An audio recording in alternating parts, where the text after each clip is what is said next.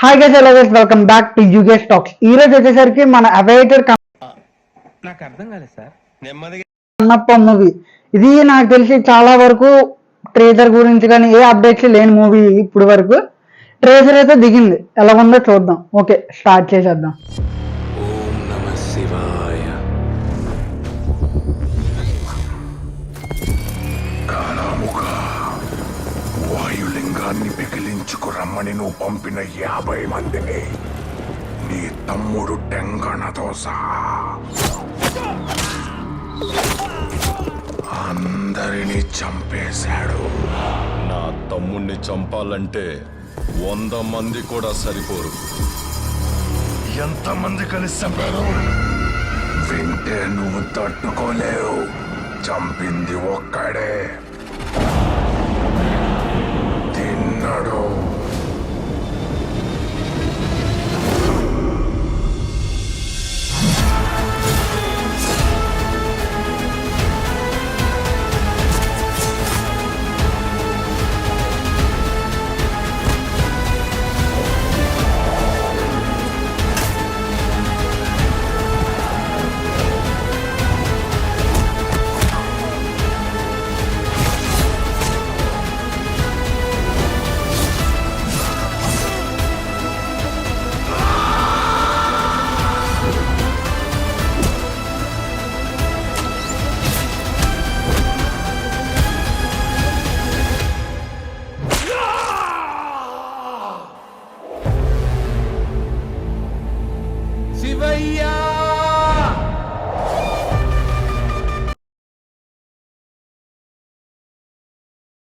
ఇప్పుడే ట్రేజర్ అనమాట చూశాను. ట్రేజర్ అనేది మనకి అంత లొకేషన్స్ యూజ్ చేయలేనట్లు కనబడ్డది.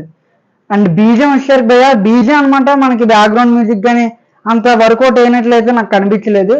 ఆ ఇంట్రడక్షన్ కూడా మనకి కన్నప్పది కూడా అంత డీటెయిలింగ్గా లేదు. ఏదో ఒక రాజుగా నీట్గా వివరంగా చెప్పారు అంతే.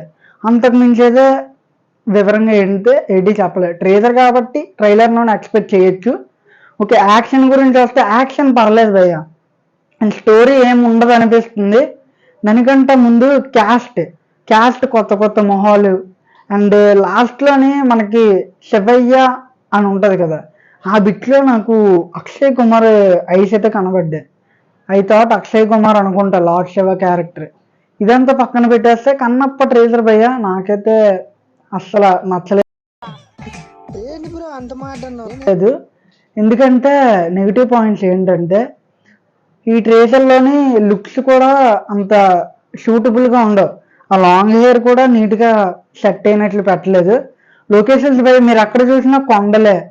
అంటే ఒక పాత రాజుల కాలం మూవీ అయినా ఏదో అమెరికాలోని ఇప్పుడే ఫ్రెష్గా వచ్చి రాజులు యుద్ధం చేసుకుంటున్నట్లు ఉంది.